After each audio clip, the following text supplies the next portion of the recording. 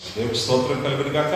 మరి సమయంలో పాస్టర్ గారిని మర్చిపోయి మరి వాక్య సందేశాన్ని అందించాల్సిందిగా కోరుకుంటున్నాను. దేవుడికి మహిమ కలుగును గాక. ఉపవాస ప్రార్థనలో మరి దైవజనులు అభిషేకులు నాకు ఇచ్చినటువంటి అంశము యాకోబు పత్రిక 4వ అధ్యాయము. యాకోబు పత్రిక 4వ అధ్యాయము 8వ వచనం చదువుతున్నాము. వాక్య భాగాన్ని చదువుకుని ప్రార్థన చేసి వాక్య ధ్యానంలోకి వెళ్దాము. దేవుని యొద్దకు రండి, అప్పుడు ఆయన మీ యొద్దకు వచ్చును. పాపులారా, మీ చేతులను శుభ్రం చేసుకుని, విమనస్కులారా, మీ హృదయములను పరిశుద్ధపరచుకుని. ప్రేమానమ్మకం కలిగిన మా కన్న తండ్రి నీకు స్తోత్రము. వాక్యమైన దేవా, వాక్యము మమ్మలను బ్రతికిస్తున్నది, మా జీవితాలలో నెమ్మదిస్తున్నది, నిత్య జీవానికి చేర్చేటటువంటి మార్గమై ఉన్నది. ప్రభా, నీ వాక్యముతో నాతో మాకు సూటిగా ముఖాంతరంలో మీరు మాట్లాడండి.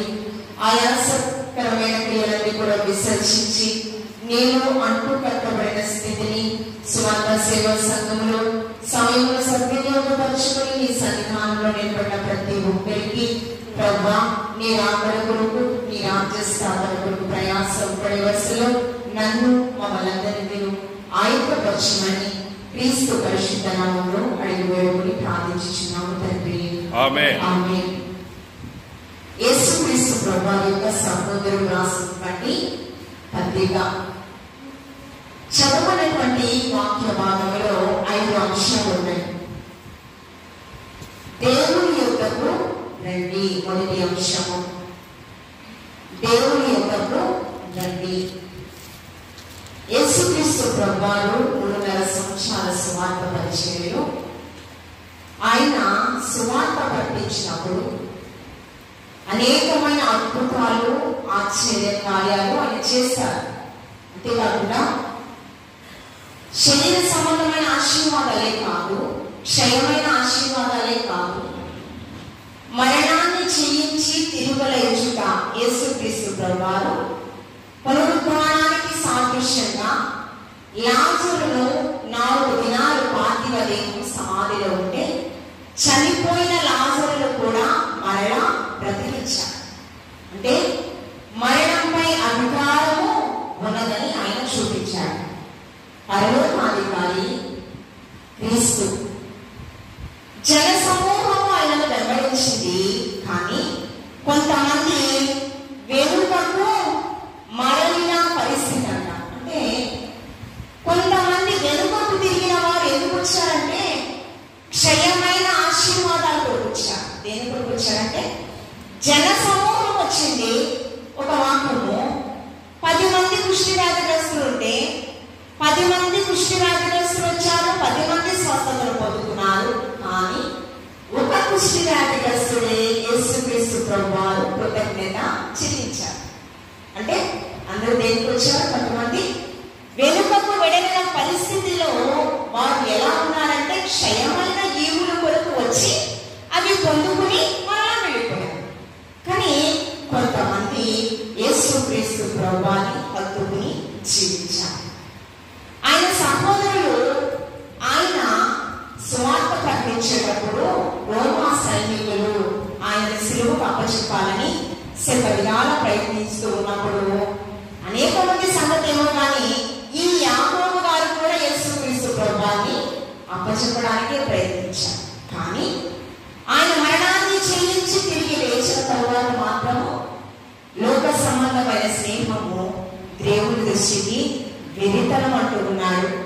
క్రియలు లేని విశ్వాసము మృతం అంటూ ఉన్నాడు. అంటే యేసుక్రీస్తు ప్రభువు మరణాన్ని జయించి మృత్యుంజయుడే తిరిగి లేచిన తరువాత 40 దినాలు ఆయన పునరుద్ధాన ప్రత్యక్షతను చూసి చాలా మంది మార్పు చెందిన జనాలు ఉన్నారు. వారిలో వారి సహోదరుడైనటువంటి యాకోబు గారు కూడా ఉన్నారు.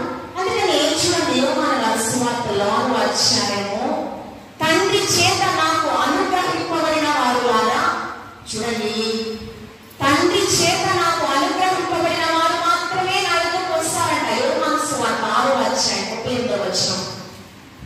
అలాంటి వారిని, నా యొద్దకు వచ్చే వారిని నేనెంత మాత్రమో త్రోసివేయనంటున్నా. ఎవరి చేత? తండ్రి చేత. పరలోక ఈవుల కొరకు ఎవరైతే నన్ను వెంబడించారో వారు నా దగ్గరకు వస్తే వారిని నేనెంత మాత్రమో త్రోసివేయను అంటున్నా. అంతేకాకుండా చూడండి, పరిశుద్ధ గ్రంథంలో ఈ యొక్క యేసుక్రీస్తు ప్రభువుని వెంబడించడం అంటే ఆయన మత్తయి సువార్తలో ప్రారంభంలోనే చెప్పారు, ఇది ఇరుకు మార్గం అన్నారు. ఇది విశాల ప్రపంచంలో నన్ను వెంబడించినటువంటి వారు ఇరుకు మార్గంలోనే ప్రవేశించారు. స్వేచ్ఛా ప్రపంచంలో కట్టడలు, నియమ నిబంధనలు లేని జీవితం చాలా స్వేచ్ఛా జీవితం. కానీ నన్ను వెంబడిస్తే మాత్రము మీరు తనను తాను ఉపేక్షించుకుని బ్రతకాలి. లోకాగారి సువార్త 9:3 తనను తాను ఉపేక్షించుకొని ప్రతిదినం, అంటే తనను తాను మరిచిపోయి వారి కొరకు వారు బ్రతకకూడదు. ఎవరి కొరకు? తండ్రి చేత నా దగ్గరికి మీరు పంపబడిన వారు ఎలా బ్రతకాలి? మీ గురించి మీరు బ్రతకకూడదు. మీరు మిమ్మల్ని మీరు ఉపేక్షించుకొని మీ వలన తండ్రి యొక్క చిత్తం, ప్రణాళిక ఒకటి ఉంది. అది ఎలా ఉందంటే, నేను ఒక మారే శిలువ మోస్తాను, కానీ ప్రతిదినం మీరు తన శిలువలు ఎత్తుకుని తను వెంబడించేవారు మాత్రమే నాకు పాత్రుడు. అందుకని యేసుక్రీస్తు అడుగు చాడలలో నడిచినటువంటి ఆ యొక్క పౌలు భక్తుడు కూడా అంటున్నారు, నేను క్రీస్తుని పోలి నడుచుకున్న ప్రకారాన్ని మీరు నన్ను పోలి నడుచుకోండి. అపోస్తలులు పలుమార్లు చెరసాలకు వెళ్ళారట. ఆ హెబ్రీయులకు రాసిన పత్రిక 11:30-32 వచనాల్లో చదవనవసరం లేదు, కానీ ఆ విశ్వాస వీరుల పట్టిక అంతా కూడా వారు అనేక మార్లు చెరసాలకు వెళ్ళారట. ఏమండి? రంపముతో కోయబడ్డారట, చిరఛేదనం చేయబడ్డారట. క్షమాపణలో వారి జీవితము కొనసాగించారు. అందుకని పేతురు గారు 1 పేతురు రాసిన పత్రిక 2:7 తప్పిదమునకై దెబ్బలు తిరిగినప్పుడు మీకు ఏం ప్రయోజనము? ఏమండి? తప్పు చేసినప్పుడు శిక్ష అనుకుంది కదా, కానీ ఏ తప్పిదము చేయకుండా మేలు చేసి బాధ అనుభవించినప్పుడు అది మీకు హితమగును, అది మీకు మేలగును, అది మీకు ఆశీర్వాదానికి కారణమగును.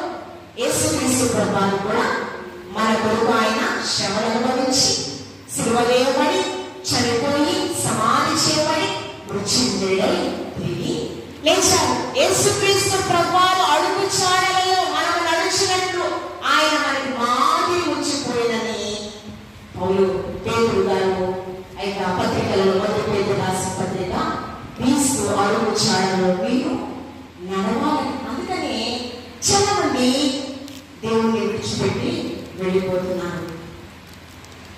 కానీ ఎవరైతే మరలా దేవుని ఎదుకు వస్తారో, అంటే దేవుని విడిచిపెడుతూ ఉన్నారంటే చాలా మంది కూడా ఏమా ప్రారంభంలో నీ స్థితి బాగుంది, దేవుని సన్నిధిని నువ్వు విడిచిపెట్టలేదు, ఏమా కార్యాత్మ గొప్పగా ఉండాలి కదా. ఎందుకు అంటే నా భర్త కారణం కావచ్చు, నా భార్య కావచ్చు, నా బిడ్డలు కావచ్చు, నేను అమితంగా నమ్మి మోసపోయాను నా వారు కావచ్చు, నా స్నేహితులు కావచ్చు, మరి ఏదో కావచ్చు కదా. చాలా అంటే ఒక్కొక్కరు ఒక్కొక్క గాయం చేత బాధింపబడుచు ఉన్నారు. అందుకని నేను ఎప్పుడు చెప్తూ ఉంటాను నా వాక్యంలో, దేవుడు నాకు ఇచ్చినటువంటి శ్రమానుభవంలో నుంచి పలుకునేటువంటి వాకులు, చింత లేని మనిషి చింత లేని గృహము లేనే లేదు. ఏ ఒక్క మనిషిని తట్టి అడిగినా ఏదో ఒక చింత, వ్యాకులత. అందుకని ఎందుకు ఆయన దగ్గరికి రాలేకపోతున్నారంటే ఏదో సాకులు మనం చెప్తామనేది తెలుసు. అందుకని స్పష్టంగా నీతిని, రాజ్యాన్ని మీరు వెతకండి, అడుగు వాటికంటే ఊరించి వాటికంటే అత్యధికమైన ఆశీర్వాదాలు నేను మీకు ఇస్తాను. నీతిని, రాజ్యాన్ని వెతికేటటువంటి వారు ఏ విధమైన సాకులు చెప్పరండి. యెషయా ప్రవక్త ద్వారా 59:1 రక్షింపనేదన్నట్లు ఎక్కువ హస్తము కొంచెం నీకు ఎన్ని శ్రమలున్నా ఆ శ్రమల నుంచి రక్షించటకు దేవుడు సమర్థుడు. నిన్ను రక్షించడం నేను సమర్థుడను. విననేర పొందినట్లు నీ ఆర్తనాదం, నీ విజ్ఞాపన, నీ ఆచరణ, నీ వేదనకు కారణమైన ఏ పరిస్థితి అయినా నేను విననేర పొందినట్లు నా చెవులు మందముగా వినటం లేదంటే, నీకు విజ్ఞాపన చెవియడం లేదంటే, దానికి సమాధానం రావడం లేదంటే, నీకు నాకు మధ్య దోషములు, అపరాధములు ఉన్నాయంటున్నాను. వాటిని తగ్గించుకుని బొద్ధకొని విడిచిపెడితే ఖచ్చితంగా దేవాది దేవుని యొక్క కనికరం ఆ జ్ఞాన కాలంలో లోకాలు అపొస్తల కాలంలో అజ్ఞాన కాలంలో చూసి చూడనట్లు విడిచిపెట్టాడు. కానీ ఇప్పుడు అందరూ అంతటా వారి మనస్సు పొందాలంట.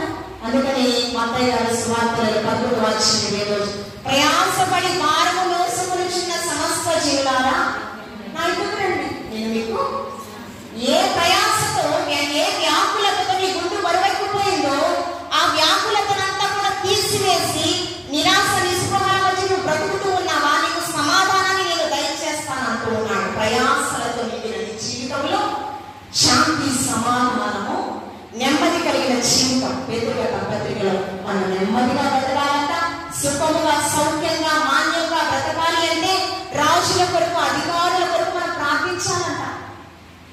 అంటే మనల్ని ఆశీర్వాదకర్తగా నిలబెట్టాడు.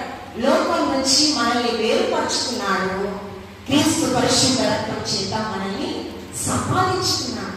లోకం నుంచి, లోక సంబంధులాగా మనం ఏమి కూడా మాట్లాడడానికి వీలు లేదండి. మొట్టమొదటిగా దేవుని యొద్దకు రావాలి.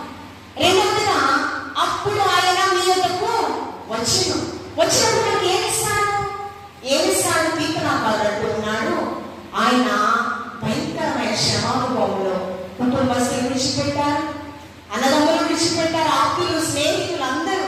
తన జీవనం అంతా కూడా రాజుగా కాకముందు తన జీవితం అంతా కూడా అడవిలో ఆ గొర్రెల మేకల మందతోనే సహవాసం చేశాడు. అందుకని ఆయన అంటూ ఉన్నాడు, మరణ ఛాయల నుంచి నన్ను లేవనెత్తావయ్యా, నా దాగు చోటు నీవయ్యా. సౌలు కరుణించి ఉన్నప్పుడు నేనైతే నా దేవుని మందిరంలో పచ్చని బలీల చెట్టు వలె ఉంటానని చాలా ధైర్యంగా చెప్తూ ఉన్నాను. అందుకని ఎవరు విడిచినా నేను విలువని ఎడబాయను, ఈ వాగ్దానము నా జీవితంలో స్థిరపరచబడింది అని ఆయన శవానుభవంలో పలికినటువంటి వాక్కులు 84వ సంకీర్తన 11వ వచనంలో యెహోవా కృపయు ఘనతయు అనుగ్రహించును, యథార్థవంతులకు యథార్థంగా ప్రవర్తించే వారికి ఆయన ఏ మేలు చేయక మానడు. ఏ మేలు నీకు కావాలంటే, ఏ ఆశీర్వాదం నీకు కావాలన్నా చేయక మానడు. అందుకని శ్రమలలోనే తన భార్య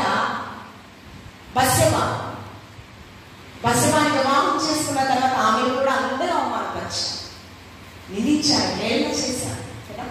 ఈయన కూడా తన బిడ్డలే దావీదు గారిని చంపడానికి అనేక వాళ్ళు ప్రయత్నించిన తీరు. అందుకని ఆ కుమారుడు ఆ రీతిగా నిందల పాలకూడదని దేవోక్తులు, తల్లి నేర్పిన దేవోక్తంట. ఆయన అంటూ ఉన్నాడు, బుద్ధి, జ్ఞానము, సర్వసంపదలు ఎదుటే గుప్తమై ఉన్నాయి ప్రభా. యెహోవా యందు భయభక్తులు కలిగినటువంటి వారు దీర్ఘాయువును సంపాదించుకుంటారయ్యా. ఆత్మ సంబంధమైన జ్ఞానాన్ని సంపాదించుకుంటారయ్యా. అది సంపాదించుకుంటే ఆశీర్వాదాలు నా నుండి ఎవ్వరు కూడా తీసివేయలేరయ్యా. ఎవరు నేర్పించారు? ఆత్మ సంబంధమైన పాలకు ఎవరు పెంచారంటే తన యొక్క బస్సెబా, తన తండ్రి ఇరువురు కూడా పెంచారు. అందుకని ఆయన అంటూ ఉన్నాడు, సర్వసంపదలు నీ ఎదుటే ఉన్నాయి ప్రభువా, నాకు జ్ఞానం ఇస్తే చాలు, అవన్నీ నీవు నాకు ఇస్తావు. శ్రేష్టమైన ప్రతి ఈవియు, సంపూర్ణతయు, ప్రతి ఆశీర్వాదం ఆయన ఎదుటే మనం పొందుకుంటూ ఉన్నామట. యాకోబు గారు 1వ వచనంలో మాట్లాడుతూ ఉన్నారు. అంతేకాకుండా పరిశుద్ధ గ్రంథంలో చూడండి, ఎఫెసీయులకు రాసిన పత్రిక 3వ అధ్యాయం 4వ వచనము, అడుగు వాటి కంటే, ఊహించు వాటి కంటే అత్యధికమైన ఆశీర్వాదాలు దేవాది దేవుడు మనకి దయచేస్తాడు. శ్రేష్టమైన ప్రతి ఈవియు, సంపూర్ణమైన ప్రతి వరమును, పర సంబంధమైన జ్యోతిర్మయుడు తండ్రి యొక్క నుండి మనము ఏంటండి పరలోక సంబంధమైన ఆశీర్వాదము, పర సంబంధమైన జ్యోతిర్మయుడు తండ్రి యొక్క నుంచి మనము పొందుకుంటూ ఉన్నాము. అంతేకాకుండా చూడండి, మన మన కన్నుల ఎదుట ప్రతి బాష్ప బిందువును తుడిచి, చూడండి, దుఃఖమైనను వేదనైనను మనకి ఉండకుండా దేవాది దేవుడు ఏమండి, చూడండి, ప్రకటన గ్రంథం 7వ అధ్యాయం 4వ వచనం, ఆయన వారి కన్నుల ఎదుట ప్రతి బాష్ప బిందువును తుడిచి. మరణకరమైన పరిస్థితులు ఇక నీకు ఉండవు, దుఃఖమైనను వేదనైనను ఇక నీకు ఉండదు. అలాంటి వారికి దేవాది దేవుడు ఒక గొప్ప అభయాన్ని ఇస్తూ ఉన్నాడు. నీవు నా దగ్గరకు వస్తే నేను నీకు ఏమి ఇస్తానో చూడండి. పరలోక రాజ్యాన్ని ముందుగా చూసినటువంటి యోహాను గారు రాసిన ప్రకటన గ్రంథంలో, ఆ యోహాను గారు పరలోక రాజ్యాన్ని చూడడానికి ముందు యేసుక్రీస్తు ప్రభువారి దగ్గర నేర్చుకున్న పాఠాలు జబదయి కుమారుడు ఆ సలోమి ఆమె ముందు చెప్తుంది, అయ్యా నీవు పరలోకానికి వెళ్ళేటప్పుడు నీ కుడి వైపున ఒకను ఎడమ వైపున ఒకను నా ఇరువురి కుమారులను నీవు చేర్చుకో ప్రభువా. శ్రేష్టమైన ప్రతి ఈవులు పరసంబంధమైన ప్రతి ఆశీర్వాదము పరమతండ్రి దగ్గర ఉందని ఆమె తెలుసు. అవి కావాలని కోరుకుంది, నేర్చుకుంది, తన తల్లి నేర్పిన పాఠములు. చూడండి, పరలోక రాజ్యాన్ని ముందుగా చూసేటటువంటి గొప్ప భాగ్యం పొందుతున్న ఆ ప్రకటన గ్రంథాన్ని రాసినటువంటి యోహాను గారు చూడండి, ప్రకటన గ్రంథం 1వ అధ్యాయం ఏమి ఆశీర్వాదం ఇస్తాడు ఆయన దగ్గరకు వస్తే మనకి. చూడండి, 1వ అధ్యాయం 6వ వచనం, 1వ అధ్యాయం 6వ వచనం చూడండి, 1వ అధ్యాయం 6వ వచనం, ఆయన మనలను ప్రేమించుచు తన రక్తము వలన మన పాపము నుండి మనలను విడిపించిన వారికి మహిమయు ప్రభావములను యుగ యుగములను కలుగునుగాక. మనల్ని ప్రేమించి ఆయన ఇచ్చారట పరిశుద్ధ రక్తాన్ని మన కొరకు ధారపోసి, ఆయన పరిశుద్ధ రక్తం చేత మన పాపములన్నీ కూడా విమోచించిన ఆయనకి మహిమ ఘనత ప్రభావములు యుగ యుగములు కలుగునుగాక. తర్వాత మనలను తన తండ్రి యొక్క దేవునికి ఒక రాజ్యముగా ఎవరికి ఎవరి నుంచి వచ్చారు? తండ్రి ఎదుట నుంచి పంపబడిన వారలారా. తండ్రి దగ్గర నుంచి మనకి వస్తుందంట, మనలను తన తండ్రి యొక్క దేవునికి ఒక రాజ్యముగాను యాజకులముగాను చేసేటంటే గొప్పదనే. కానీ ఏ యోగ్యత లేని మనలను సర్వమానవాళ్ళు ఏ భేదము లేదు, అందరూ ఆత్మీయ స్థితిలో చనిపోయారు. ప్రేమ అనే హేతువు చేత మనల్ని ప్రేమించి ఆయన ఎలాగంట పరమ తండ్రి ఒక రాజ్య పరిపాలన చేసేటటువంటి వారుగా, యాజకత్వం చేసేటటువంటి వారుగా. ఇది ఈ చివరి పుస్తకంలో రాయబడి ఉందా? కాదండి. ఈ వాగ్దానం ప్రారంభంలోనే మనకి పంచకాండాలు రాసినటువంటి మోషే ద్వారా మనకి రాయడము, భూమి ఎంతటిలో సాత్వికుడు నమ్మకస్తుడైన మోషే ద్వారా ముందుగా రాయబడిన నిర్గమాకాండం 19వ అధ్యాయం 6వ వచనం చదువుకుందాం. 19వ అధ్యాయం 6వ వచనం, 19వ అధ్యాయం 6వ వచనం. నిర్గమాకాండము, సమస్త భూమి నాదే కదా, మీరు నాకు యాజక రూపమైన రాజ్యముగాను పరిశుద్ధమైన జనముగాను ఉండురని చెప్పుము. మోషేతో చెప్తూ ఉన్నాడు. ఇశ్రాయేలు ప్రజలు ఎలా ఉన్నారంట? మీరు నాకు యాజక రూపమైన రాజ్యముగా పరిశుద్ధమైన జనముగా. ఈ వాగ్దానము ప్రారంభంలోనే మనకి ఇచ్చాడు. అందుకని ఆయన స్వారూప్యమందు ఆయన పోలికలో మనల్ని నిర్మించుకున్నాం. అంటే ఎంత ఇష్టం అంటే సృష్టి అంతటిని నోటి మాట ద్వారా కలగచేశాడు, కానీ మనల్ని మాత్రము ఆయన పోలికలు ఆయన స్వారూప్యమందు ఒక్కొక్క శిల్పాలుగా దేవుడు అమర్చుకున్నాడు. కానీ ఆయన యొక్క ఆశలన్నీ కూడా మారిపోయినాయి. ఎందుకు మారినాయి అంటే ఆయనతో సహవాసం చేయనటువంటి మనము దుష్ట సాంగత్యము మంచి నడవడికను పాడు చేస్తుందని తెలిసి కూడా మనము దేవుని యొక్క మహిమను దుర్వినియోగపరుస్తున్నాం. ఇవ్వండి, ఈ వాగ్దానము ప్రారంభంలో ఇచ్చిన వాగ్దానము ప్రకటన గ్రంథంలో కూడా అది మనకి స్థిరపరిచిన దేవాది దేవుడు. నీవు దేవుడి యొక్కకు రండి మీరు. రెండవది, అప్పుడు ఆయన మీ యొక్కకు వచ్చి తండ్రికి రాజ్యముగాను యాజకత్వము చేసే గొప్ప భాగ్యాన్ని దేవాది దేవుడు మనకి ఇస్తాడట. మూడవది, మీ చేతులను శుభ్రం చేసుకోవాలి. మూడవది, ఆ వాక్యంలో మీ చేతులను శుభ్రపరచుకోండి. నాకు చెప్పాను, తన తల్లి నేర్పిన పాఠములు. సామెతల గ్రంథము 6వ అధ్యాయం 17వ వచనంలో దేవునికి అసహ్యమైన క్రియలు 7 ఉన్నాయంట. ఎన్నున్నాయి? దేవునికి అసత్యమైన క్రియలు ఏమున్నాయి? అదేంటి? అహంకార దృష్టియు, కళ్ళల్లాడు నాలుకయు, నిరపరాధులను చంపు చేతులు. మనం ఏంటంటే మీ చేతులను శుభ్రం చేసుకోవాలి. ఎందుకు శుభ్రం చేసుకోవాలి? నిరపరాధులను చంపు చేతులు. చూడండి, అమెరికా దేశంలో యవ్వనస్తుడు అనేకులను ప్రభు వైపు ప్రభావితం చేసేటటువంటి వ్యక్తి. నిరపరాధులను చంపు చేతులు శుభ్రం చేసుకోవాలి. నీతి నిమిత్తము హింసింపబడేవారు ధన్యులు, పరలోక రాజ్యము వారిది. ప్రవీణ్ పగడాల అన్నగారు ముందే చెప్పారంట, నేను చంపేస్తాను. అయినా కూడా చాలా రోషంతో వాక్యాన్ని ప్రకటించాం. గర్వకారమైన వ్యక్తులు మన కళ్ళ ముందు ఉన్నారు. అపోస్తులు అంటే మనం చూడలేదు. మనం చూసామా? అపోస్తులను చూడలేదు. పరిశుద్ధ గ్రంథాన్ని దేవాతి దేవుడు మనకి ఇచ్చాడు, ఒక దిక్సూచిలాగా. అది చూసి మనం నేర్చుకుంటున్నాం పాఠాలు. కానీ మన కళ్ళ ముందే అనేక మంది అపోస్తులని హతసాక్షులుగా బ్రతికితే నా యేసయ్య కోసం బ్రతుకుతాను పాపాన్ని ఖండించినటువంటి వ్యక్తికి ఆయనకు వచ్చిన శిక్ష ఏమిటి? పేతురుగా తప్పట్లేదు. తప్పిదములకు దెబ్బలు తిన్నప్పుడు ఏం ప్రయోజనము? మేలు చేసి బాధ అనుభవించినప్పుడు అది నీకు మేలు హితమగును. మేలు చేసినప్పుడు నువ్వు నిందల పాలైతే అది నీకు హితమగును. మేలు చేసినప్పుడు నువ్వు అవమానాలు శ్రమలు పొందితే నీకు హితమగును. ఆ అవమానాలు తాడలాగా ఆత్మహత్యలు కూడా చేసుకోవాలనిపిస్తుంది ఒక్కొక్కసారి. అంటే అది నీకు మేలు. అందుకని తల్లిదండ్రులు చివరికి ఆనందించండి, సంతోషించండి. మీ పనులు ముందు నిరపరాధులను చంపు చేతులు. పరిశుద్ధ గ్రంథంలో ఎబ్రీయులకు రాసిన పత్రిక 11 విశ్వాస వీరుల పట్టిక అంతా కూడా నిరపరాధులను చంపిన చేతులే కనిపిస్తూ ఉన్నాయి. వారు క్రీస్తుని కేంద్ర బిందువుగా ప్రారంభం నుంచి వారు బ్రతికారు. మోషే ఎక్కడండి? ప్రారంభంలో ఎకబెతల కుమారుడు. ఆమె ఆత్మ సంబంధమైన పాఠాలతో నేర్పించింది. ఆయన అంటూ ఉన్నాడు 21-22 వచనాలలో, ఏమంటే ఐగుప్తు గణము కంటే, ఫరో సింహాసనం కంటే క్రీస్తు కొరకైన నింద నాకు ఎక్కడ?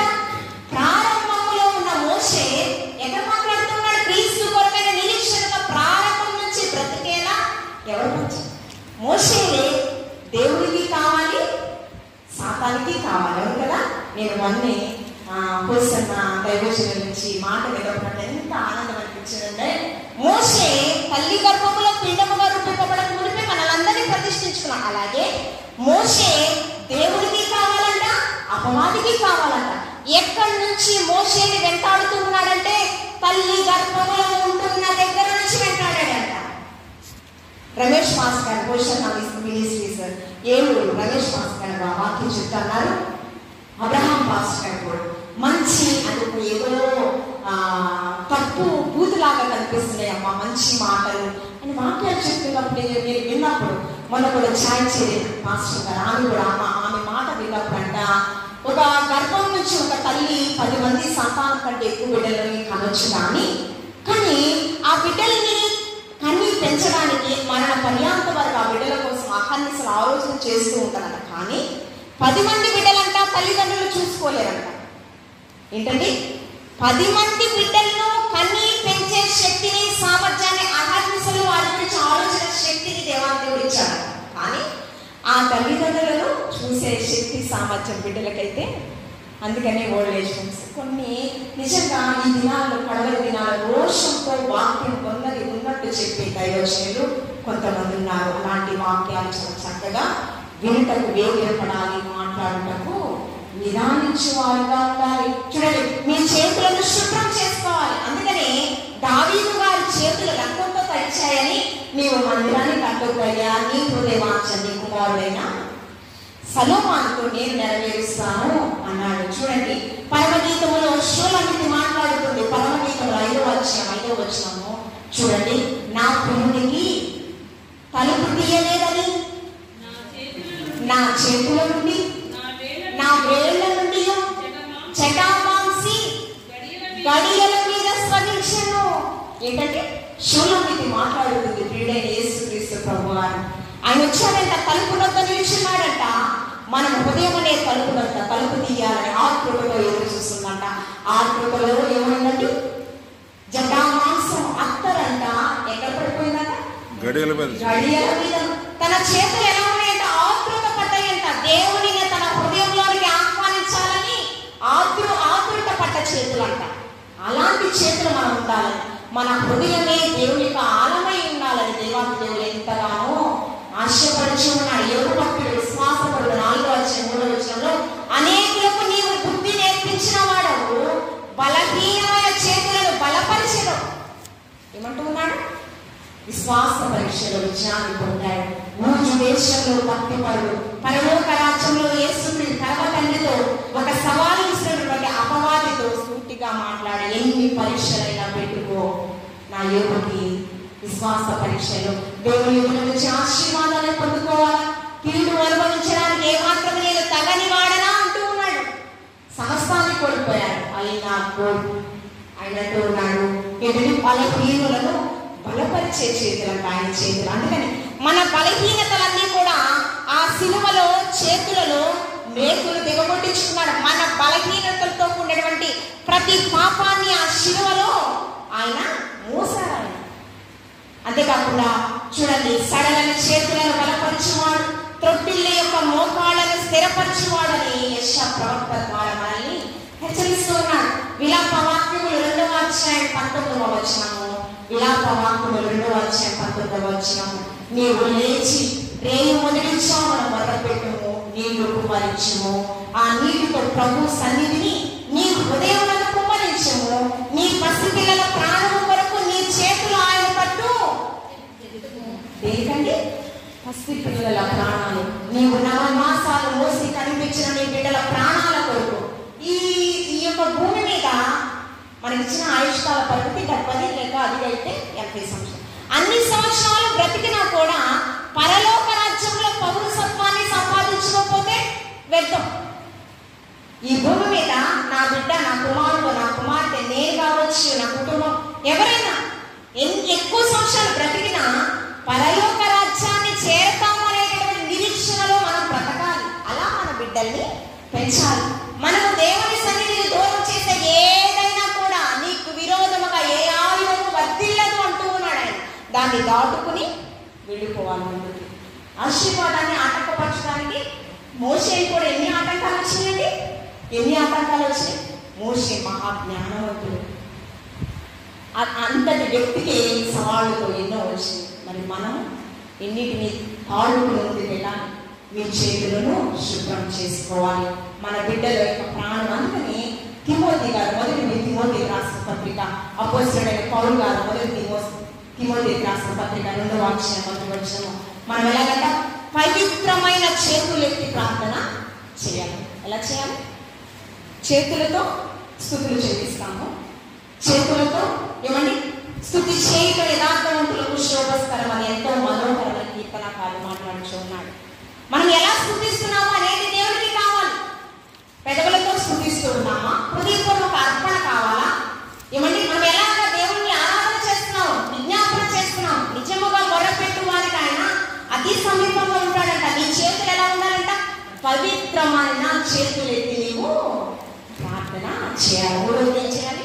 దాని కొరకు నీ వాక్యం చేత నీ యొక్క ప్రాణాత్మ దేహములను నీవు శుభ్రం చేసుకోవాలి. ప్రతిదినం నీ యొక్క ప్రాణాత్మ దేహములు దేవుని యొక్క వాక్యం చేత ఉదక స్నానము చేయబడుతూ నీ చేతులేంటి? నీ ప్రాణాత్మ దేహములు సిరి నుండి సిరిపాల వరకు నీవు శుభ్రపరుచుకోవాలప్పుడు దేవాది దేవుడు మనకి ఏమవుతాడండి? ఆయన మన హృదయంలో ఆయన నివాసము చేస్తాడు. నాలుగవదిగా మనకి విమనస్కులారా అంటూ ఉన్నాడు. మనకి ఏముండకూడదు?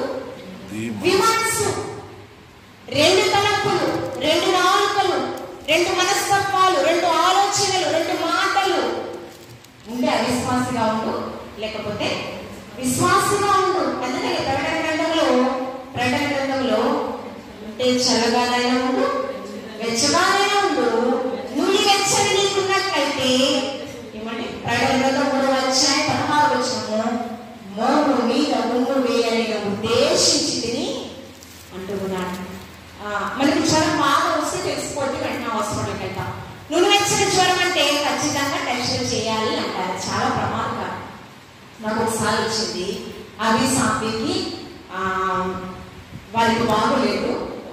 బాల్యంలో సంవత్సరం ప్రాయంలో సాఫీకే మేడం నుంచి పడ్డాడు. అవికేమో ఏంటంటే ప్లేట్లెట్ కౌంట్ పడిపోయింది. అవికి అయిన తర్వాత నాకు కంటిన్యూస్గా జ్వరం వస్తుంది. మామూలుగా ఏమో అనుకున్నాం. తీరా అది మలేరియా జ్వరం బ్రెయిన్కి వచ్చేసింది. సంతకాలు చేయించుకుని KGHలో ట్రీట్మెంట్ చేశాను. నాకు బాగా గుర్తు. రమారమి 2 వారాలకు పైగా నేను హాస్పిటల్లో ఉన్నాను. 2 వారాలు ఆ నరాలకు ఇంజెక్షన్ చేసినప్పుడు 3 మాసాల దాకా పచ్చదనం పోలేదు చేతులకి. అలాగే నులివెచ్చని జ్వరం మనకి తెలియదు, చాలా ప్రమాదకరం అంట. మన స్థితి కూడా ఉంటే చల్లగా ఉంటూ లేదా వెచ్చగా ఉంటూ నులివెచ్చని స్థితి ఉంటే మోము మీద రొమ్మ వేయ ఉద్దేశించుకుని అంటూ ఉన్నాడు. నులివెచ్చని స్థితి ఉన్న వాళ్ళు ఎలా ఉంటారంటే మనము శరీరం ఇక్కడే ఉంటుంది, ప్రాణము ఆత్మ ఇక్కడ ఉండదు. ఏమండి? ఇక్కడ ఉండదు. అందుకే యెషయా ప్రవక్త ద్వారా నా తలంపులు నీ తలంపులు వంటివి. ఏమండి? ఆకాశంకు భూమికి ఎంత ఉన్నతంగా ఉన్నదో నా తలంపులు నీ పట్ల అంత ఉన్నతంగా ఉన్నవి అంటూ ఉన్నాడు. ఏమండి? మనమంట కళ్ళుండి దేవుని యొక్క మాటలు, దేవుని యొక్క క్రియలు చూడలేని పరిస్థితిలో, చెవులుండి దేవుని యొక్క మాటలు వినలేని పరిస్థితిలో ఉంటామంట. మనకు ఉంటాయి, కళ్ళు ఉంటాయి, చేతులు ఉంటాయి, శరీర ఆకృతులు, అవయవాలన్నీ బాగుంటాయి. కానీ మనము నులివెచ్చని స్థితి మనం ఉంటే ఏమవుతుందండి? దేవుని పనులు, దేవుని క్రియలలో సమర్పణతో పాలిభాగస్థులము అవ్వలేము. చూడండి, నిర్మాణస్థితితో ఉన్నటువంటి వారు ఏ రీతిగా ప్రవర్తిస్తారో చూడండి. రాజుల గ్రంథము మొదటి రాజుల గ్రంథము ఇక్కడ దైవజనుడు ఏలీయా ప్రవక్త ఇశ్రాయేలు ప్రజలను ఆ దినాలలో ప్రవక్తగా ఏలీయా గారు ఉన్నారు. అయితే ఇశ్రాయేలు ప్రజలను పరిపాలించేటువంటి రాజు రాణి ఆహాబు యెజబెలు కదా. ఆహాబు యెజబెలు ఆ ద్రాక్ష తోట కోసం పేదవాళ్ళు నాబోతు చెప్పడానికి కూడా ఏమాత్రము వెనుకలేదు. ఈమె బయలు దేవతలను ఆరాధించినటువంటి స్త్రీ, అషీరా దేవతను ఆమె ఆరాధన చేసేటటువంటి స్త్రీ, విగ్రహారాధన చేసేటటువంటి స్త్రీ. ఆమె చేయడమే కాదు, ఆ రాజ్యంలో అది చట్టం అమలుపరిచింది. ప్రవక్తలేమి, ఇశ్రాయేలు ప్రజలనేమి అషీరు రాణినే ఆరాధన చేయాలి. మనకి ఏ దేవుని నిజ దేవుని ఆరాధన చేయడానికి వీలు లేదు. కొంతమంది ఏమో భయపడి ఆరాధన చేయడం మొదలు పెట్టారు. కొంతమంది నిర్మోహమాటంగా దానియేలు లాగా, షడ్రక్ మేషక్ అబేద్నెగో లాగా బ్రతికితే జీవము కలిగిన నా తండ్రి మమ్మల్ని రక్షిస్తాడు, ఒకవేళ రక్షించకపోయిన రాజా మాకు చాలా సంతోషం అన్నారు. చూసారా? అలాగే ఇక్కడ కూడా కొంతమంది రోషంగా బ్రతికారు. బ్రతికినటువంటి వారిని, ప్రవక్తలను చంపడానికి కూడా ఏమాత్రము దేవుని ప్రజలకు వారిగా నిలిచిన వాడిని ప్రవచించే ప్రవక్తలను భయంకరమైన పాపం. పేదవాడైనటువంటి సామాన్యుడైన నాబోతును చంపితేనే నీ శవాలు, నీ సంతతి వారి శవాలు కుక్కలు తిరిగేస్తాయి అని శాపం ఈ ఏలియా దైవజనుడికి. అంతేకాకుండా నీ రక్తము కుక్కలు నాకు వేస్తాయి, భయంకరమైన ఉగ్రత. మరి ప్రవక్తలను చంపితే విడిచిపెట్టాలి దేవాది? ఎంత భయంకరమైన పరిస్థితి అండి. కానీ ఇక్కడ ఇశ్రాయేలు ప్రజలు రోషంగా బ్రతకాలి అంటే ఈ కడవరి దినాలలో కూడా రోషంగా బ్రతికే క్రైస్తవులే దేవాది దేవుడు. కార్యాంతమే మేలు, కార్యాంతము కంటే కార్యాంతమే మేలు. అంటే మన మరణ పర్యాంతం వరకు దేవుడికి సమర్పణ కలిగిన జీవిత ప్రతి ఒక్క విషయంలో, సమయపాలన కావచ్చు, ఆర్థికపరమైన విషయాలే కావచ్చు, మనకి ఇచ్చినటువంటి తలాంతులు కావచ్చు, ఏదైనా కూడా సమర్పణ అనేది చాలా ప్రాముఖ్యమైనది కదా. అయితే సమర్పణ లేనటువంటి వాళ్ళేమో మొక్కారు, సమర్పణ కలిగిన వాళ్ళు మరి చనిపోవడము జరిగింది. అయితే కొంతమంది ఎవరైతే విగ్రహారాధన చేస్తున్నారో ఏలియా దైవజనుడు బాధపడుతూ వారి గురించి మొరపెట్టుచూ ఉన్నాడు. చూడండి, మొదటి రాజుల గ్రంథము 18వ అధ్యాయము 18వ అధ్యాయం 22వ. ఏలియా జనులందరి దగ్గరకు వచ్చి, ఎన్నాళ్ల మట్టుకు మీరు 2 తలంపుల మధ్య తడబడుచుందరు. 2 తలంపుల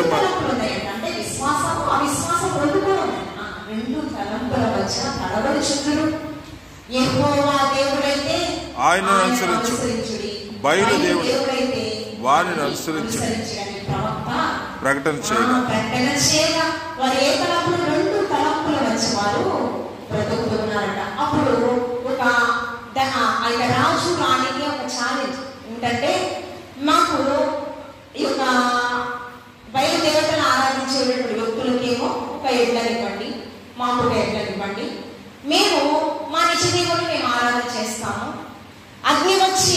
దహించి వేస్తే ఆ దేవుడే నిజమైన దేవుడు. ఒకవేళ మీ దేవతలకు, మీ బయలు దేవతలకు మీరు ప్రార్థన చేయండి. నిజంగా మీ దేవతలే దిగి వచ్చి ఆ యొక్క ఎడ్లను, ఆ బలి పశువైనటువంటి ఆ ఎడ్లను దహించి వేస్తే ఒకవేళ మీ దేవుడే నిజమైన దేవుడని మీరు తెలుసుకోండి అని చెప్పి ఛాలెంజ్ గా రాజ్యంలో ప్రకటించడము జరిగింది. ఆ రీతిగానే 2 ఎడ్లను తీసుకుని వచ్చారు. ఒక ఎడ్లనేమో తనకి ఇవ్వడం జరిగింది, ఇంకొకటి బయలుదేవతను ఆరాధించేటటువంటి వ్యక్తులకు ఇవ్వడము జరిగింది. అక్కడ మొట్టమొదటిగా ప్రాధాన్యత ఎవరికి ఇచ్చారంటే వీళ్ళకి ఇచ్చారు. మీరు తీసుకుని కట్టెలను తీసుకోండి, కట్టెలను పేర్చండి, ఎడ్లను దాన్ని కోసి కొన్ని ముక్కలుగా చేసి ఆ యొక్క కట్టెల మీద పేర్చండి, అగ్నిను రగిలించండి. ఇంకా మీరు దేవతలుగా పిలువబడుచున్నటువంటి ఆ బయలు దేవతలకు మీరు ప్రార్థన చేయండి అని చెప్పారు. ప్రార్థన చేస్తున్నారు. సూర్యోదయం నుంచి సూర్యాస్తం వరకు ప్రార్థన చేస్తూనే ఉన్నారు, కానీ ఎవరు కూడా వినలేదు. చూడండి, ఏలియా దైవజనుడు ఎంత రోషంతో మాట్లాడొచ్చు ఉన్నాడంటే, ఏలియా దైవజనుడు 26వ వచనం చదువమ్మా, 24వ వచనం చదువు. మీరు మీ దేవత పేరును బట్టి ప్రార్థన చేయండి, నేనంటే యెహోవా నామమును బట్టి ప్రార్థన చేయుదును. తర్వాత 26వ వచనం చదువమ్మా.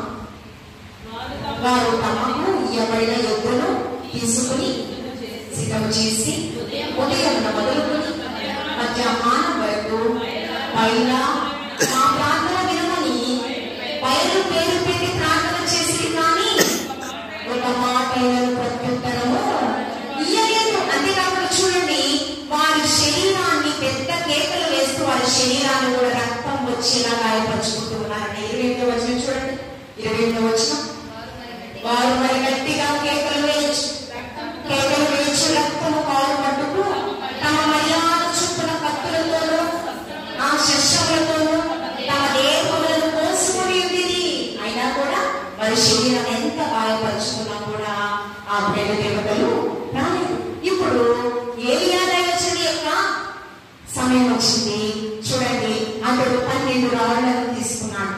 12 రాళ్ళు 12 గోత్రాలకి సాదృశ్యంగా కనిపిస్తూ ఉన్నాయి. 32వ వచనం, 12 రాళ్లను తీసుకున్నారు, 12 గోత్రాలకు సాదృశ్యంగా ఆ రాళ్లతో బలిపీఠాన్ని కట్టారు. అంతేకాకుండా 2 మానికల గింజలు పట్టినంత లోతుగా కందకం పడి త్రవ్వించి కట్టెలను క్రమంగా పేర్చి ఎద్దులు పుడకలుగా కోసి ఆ కట్టెల మీద ఉంచి జనులు చూచుచుండగా మీరు 4 తొట్ల మీద నీళ్లు నింపి దహన బలి పశుమాంసముల మీద కట్టెల మీద పోయినని, దహన బలిని కట్టెలను సమస్తాన్ని ఆ నీటితో తడిపివేయడం జరిగింది. అంటే ఎంత దేవుడి పట్ల అచంచలమైన భక్తి నమ్మకం ఉందంటే, ఇంత భక్తి అభూసుడైన తోమాకు లేదు.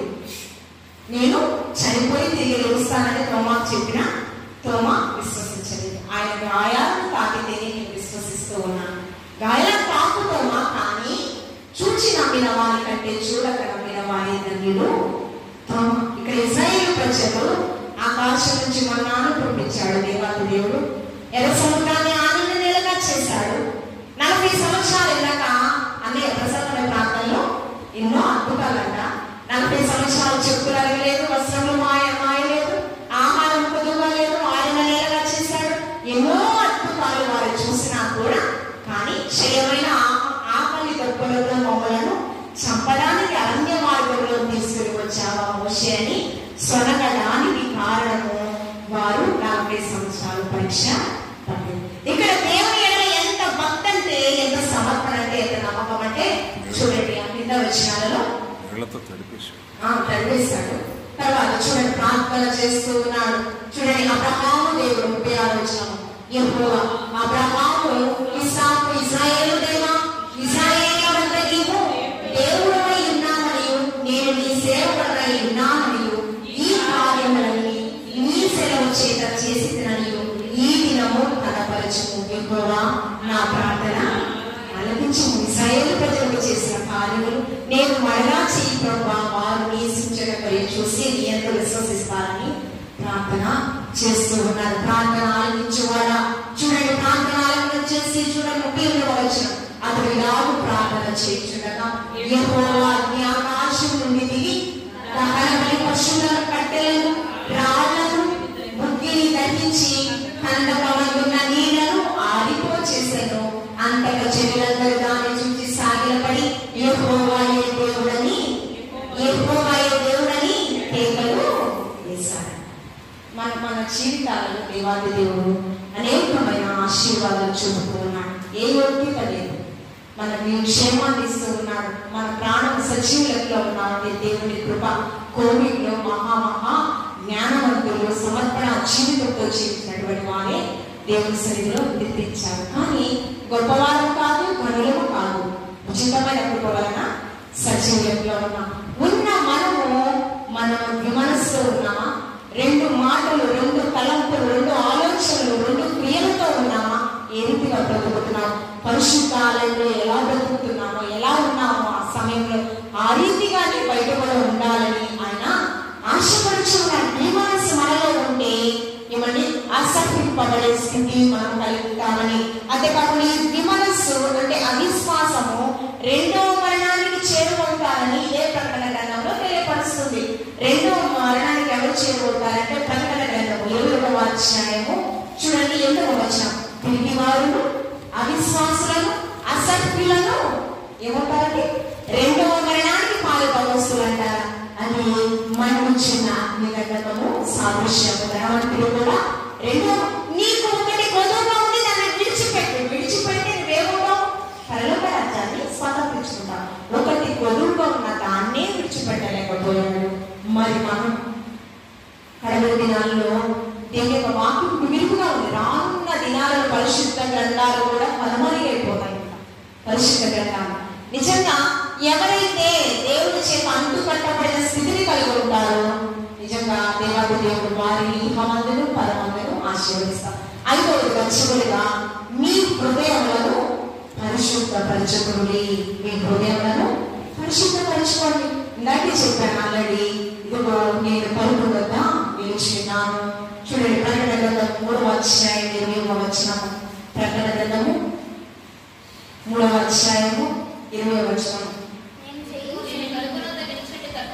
తలుపు వద్ద నిలిచి తట్టుచున్నాను. ఎవడైనా నా స్వరము విని తలుపు తీసిన యెడల నేను అతని యొద్దకు వచ్చి అతనితో నేను నాతో అతనితో భోజనము చేయను. ఏం చేస్తాం? ఎప్పుడు? ఇక్కడే కాదు, పరలోక రాజ్యంలో యాజకత్వం చేసే భాగ్యం హృదయంలో మనకి దుర్నీతిని తీసివేయడానికి పరిశుద్ధ రక్తాన్ని చిందించాడు దేవాది. నీతి సాధకములుగా మనల్ని మార్చడానికి పరిశుద్ధ రక్తాన్ని చిందించాడు. ఇర్మియా ప్రవక్త ద్వారా 30వ అధ్యాయం హృదయం ఘోరమైన వ్యాధి కలిగినట్టు హృదయానుసరైనటువంటి క్రియ కలిగినటువంటి హృదయము ఘోరమైన వ్యాధి కలిగినటువంటిది. అది గ్రహించేవాడు నేను మాత్రమే. నీ హృదయంలో ఘోరమైన వ్యాధి ఏది ఉందో, ఏ పాపం ఉందో ఇవన్నీ అన్ని కూడా ఒప్పుకొని విడిచిపెడితే ఈ 6 దినాలు ఉపవాస ప్రతిష్ఠిత ప్రార్థన జగయ్య ప్రవక్త అంటాడు. మాసంలో 1 నెలలో నీవు ఏటేదా వారానికి 3 ఉపవాస ప్రార్థన చేస్తున్నారు కదా ఇశ్రాయేలు ప్రజలారా, యూదా ప్రజలారా. నిజంగా నీ ఉపవాస ప్రార్థన దేవాది దేవుడికి అంగీకారమైన ప్రార్థన లేకపోతే నామమాత్ర ప్రార్థన? ఏటేటా అంటండి, ఏటేటా 3వ మాసం 6వ మాసం ఉపవాస ప్రార్థన చేస్తున్నారు. ఏటేటా ఎన్నో సంవత్సరాల నుంచి అంట. ఈ ఉపవాస ప్రార్థనలు ఆచరణతో చేస్తున్నారా, నిజంగా భక్తి శ్రద్ధలతో చేస్తున్నారా అనేది ప్రశ్నార్థకంగా ఉంది. నిజంగా భక్తి శ్రద్ధలతో చేస్తూ ఆయాసకరమైన క్రియలన్నీ కూడా విసర్జిస్తే ఖచ్చితంగా ఆయనతో భోజనం చేసేటటువంటి గొప్ప భాగ్యం, తండ్రికి రాజకత్వం చేసేటటువంటి గొప్ప భాగ్యం, తండ్రికి యాజకత్వం చేసేటటువంటి రాజ్యం చేసేటటువంటి గొప్ప భాగ్యం అందరికీ కూడా ఇస్తాడు. అటువంటి స్థితిని మనం అందరం కూడా కలిగి ఉందాము. దేవాది దేవి మాటలు మనందరికీ బహుగా ఫలించి ఆశీర్వదించుగాక. పరిశుద్ధానికి వందనాలు ప్రభా. చెప్పబడినటువంటి వాక్యము ప్రభా నాతో మాతో మీరు సూటిగా మాట్లాడిన వెలుగుబడి వందనాలు. ఆయా సత్యాలన్నీ కూడా విసర్జించి ప్రభా మాకు ఇచ్చినటువంటి బహుమానాలను చాలా జాగ్రత్తగా కాపాడుకుంటూ ప్రభా నీకు స్తోత్రము. నీలో ఫలించేటటువంటి స్థితిని మేము కలిగి ఉంటూ ప్రభా నీకు స్తోత్రము. రక్షణను కాపాడుకుంటూ అనేకమైన ఆత్మలను అగ్నిలో నుంచి ఆజ్ఞలకు